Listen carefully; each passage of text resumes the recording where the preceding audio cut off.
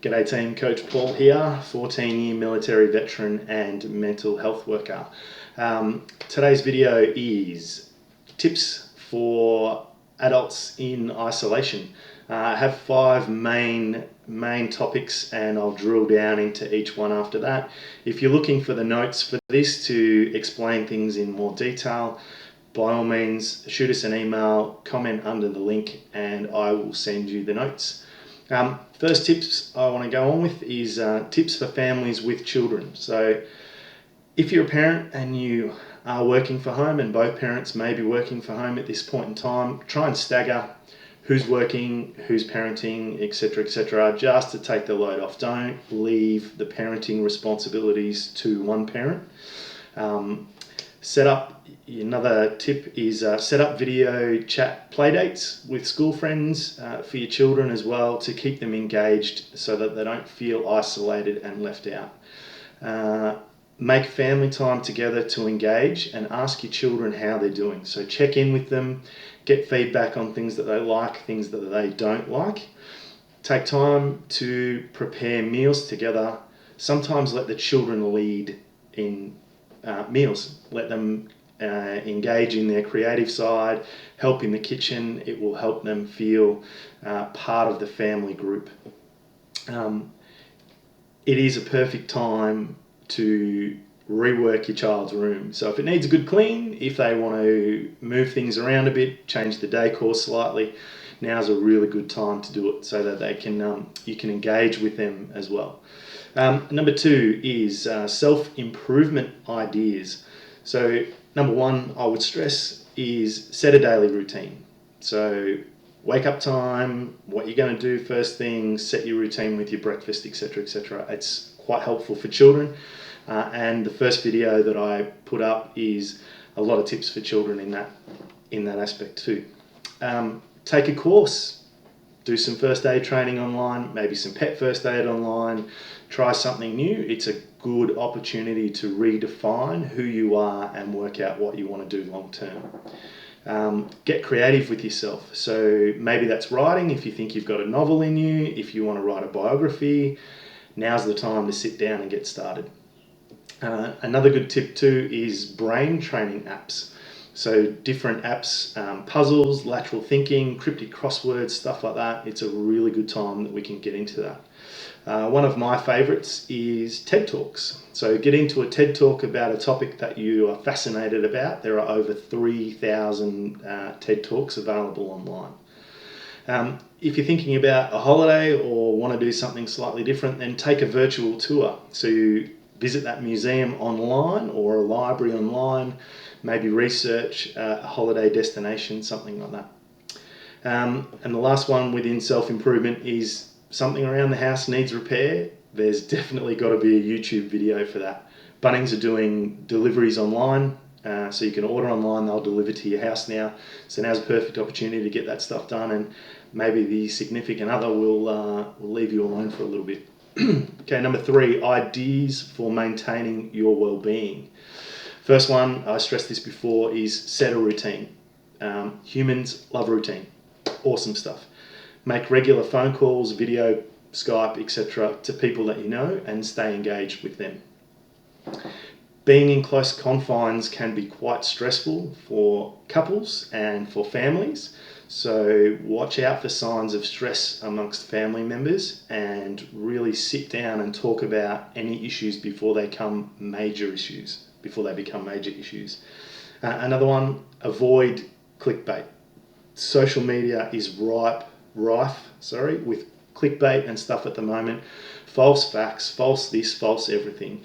If it doesn't come from health.gov.au or a reputable news agency outlet, there's no point watching it. It will just stress you out and it will not do anyone any good.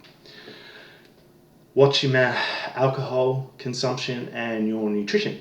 So there may be a tendency, oh my God, it feels like holidays, I'm not going out anywhere, I'm not doing anything. So you may crack a beer at 10 a.m. For some of my military friends, that's probably normal behavior. But anyway, manage it, look at it, and make sure that we are staying within healthy confines. Financial planning is another one. So if you've recently lost your job, then and you're worried about how you're going to pay the bills, call your real estate agent, ring your employer, have the hard conversations. It is better to have a known value than it is to guess what's going to happen. Worrying about not being able to pay bills sounds easy not to do, but is extremely hard. So if you have the conversation with your real estate agent or landlord, hey, I'm struggling, what can we do to help? There are Centrelink offices and Centrelink payments that can be done. The government is working hard on freezing loans, etc., etc. So talk to your bank, talk to your real estate, talk to anyone you need to talk to about finances and stuff like that, and have a known value of what's coming up and how you can best work that solution. Work out strategies within the house to best deal with any anger issues or difficult situations that may come up in the house. So whether that is I'm feeling angry, I need some time away, go away, have that time, come back and talk about a topic that might be quite stressful, such as finance, etc. Put something in place to best deal with those.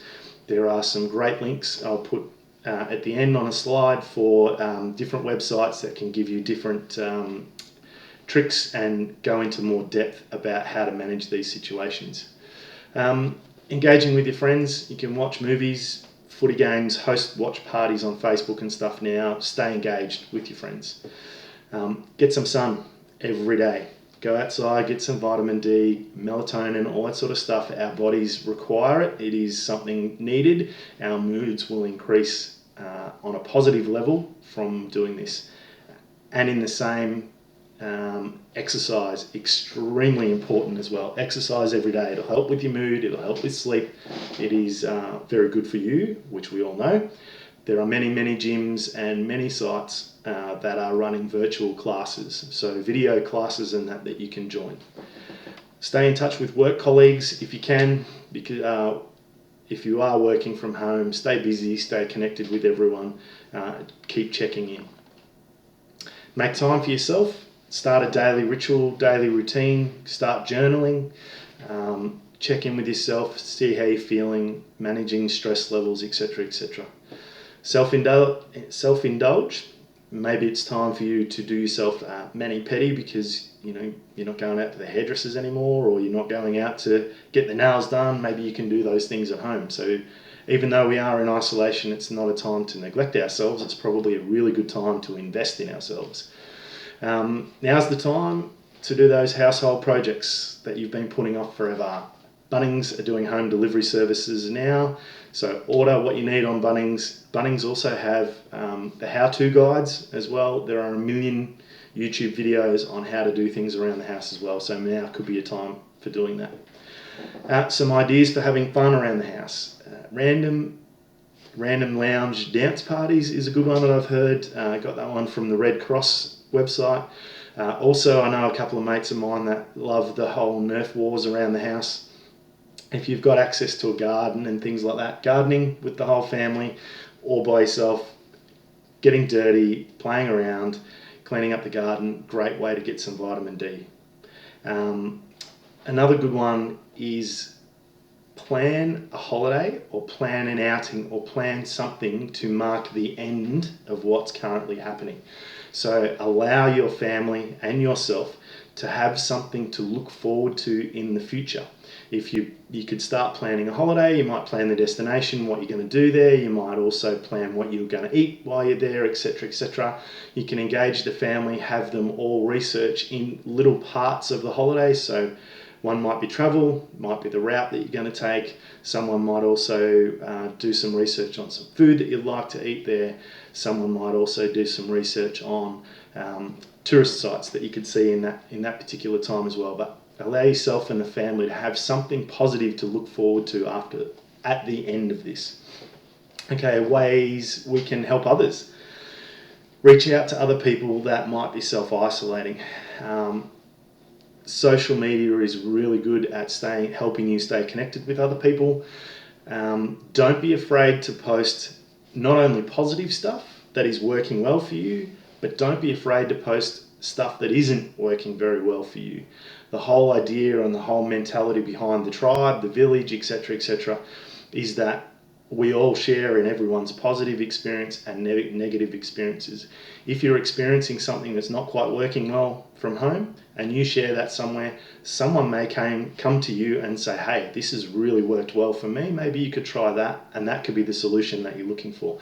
So not only share positive stuff, but share negative as well. But not, well, absolutely. Share positive, share negative, be constructive and be creative, and support each other. Maybe write a letter to someone. Maybe write a letter to, Grandma Jane or something like that, because you normally go and see her. Now she's in isolation. Send something by snail mail. Have the kids make her a card, something like that. Write a handwritten letter. She probably hasn't received one for years, apart from the old ones with the windows in the front, bills. That will absolutely make her day.